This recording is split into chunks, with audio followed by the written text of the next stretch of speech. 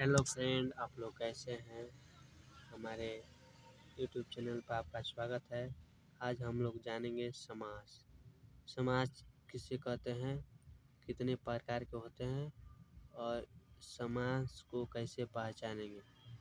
देखिए, हम समास का पहले डिफिनेशन जाते हैं, पर समझ लेंगे इसको।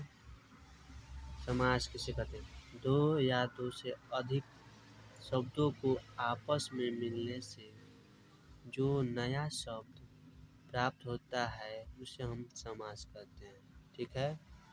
समास के मुख्य रूप से 6 भेद होता है। कौन कौन होता है इसे हम जान लेंगे। पहला द्वंद्व समास, दूसरा द्विगु समास, और तीसरा क्रमधारय समास, और चौथा बहुव्रीहि समास, पांचवा अव्ययी भाव समास, छठवा तत्पुरुष समास। इन मुख्य रूप से 6 प्रकार के समास होते हैं। बारी बारी से सबका डिफिनेशन हम लोग जानेंगे। सबसे पहले द्वंद्व समास का डिफिनेशन हम लोग जानेंगे। यहाँ पर देखिए, द्वंद्व समास, जिस समास में दोनों पद प्रधान हो उसे द्वंद्व समास कहते हैं। जैसे में मारपीट, ये पहला पद और दूसरा पद दोनों प्रधान है।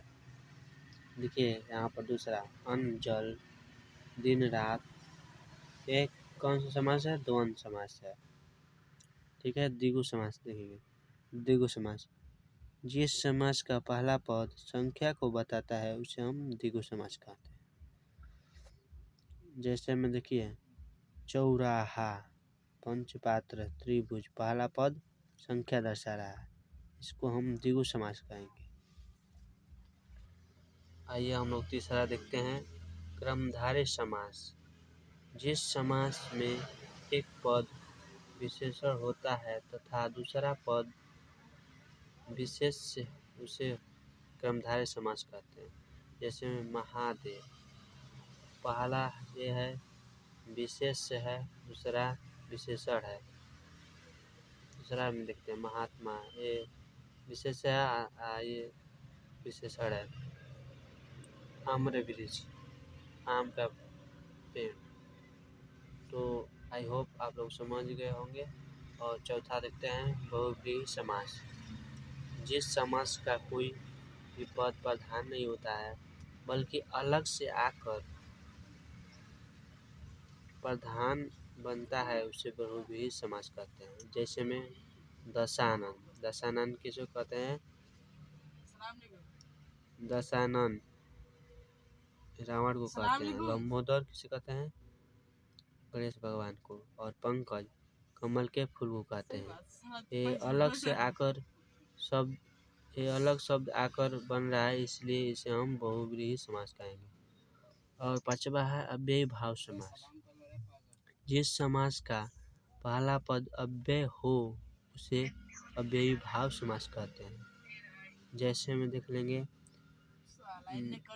इसका तरीका पहचानने का, इस समास का पहला पद प्रति, यथा, आ इत्यादि से शुरू होता है। जैसे में देखिए, यथाशक्ति, प्रतिदिन, आम्र। ठीक है। ये लोग आप लोग समझ में आया है तो आप लोग लाइक कीजिए, हमारे चैनल को सब्सक्राइब कीजिए। और छठा देख लेते हैं, तत्पुरुष समास, जिस समास का अंतिम पद प्रधान हो उसे तत्पुरुष समास कहते हैं। नोट में देख लेते हैं, इसमें का, के, की, में, पैर, पैर, से के लिए होता है। जैसे में देखिए, राजपुत्र, राजा का पुत्र। ठीक है। और दानवीर, स्वर्गवास, स्वर्ग की वास। तो इसमें का, के, में, पैर जो भी आए उसे समझ लेना है तत्पुरुष समास। ठीक है। आई होप आप लोग वीडियो समझ में आया होगा और आप लोग समाज अच्छे से पढ़ लिए होंगे। तो आपको हमारे वीडियो अच्छा लगा तो लाइक कीजिए और हमारे चैनल को सब्सक्राइब कीजिए। और इसी तरह और भी वीडियो लाएंगे। उससे पहले आप लोग हमारे चैनल से जुड़े रहिए। धन्यवाद।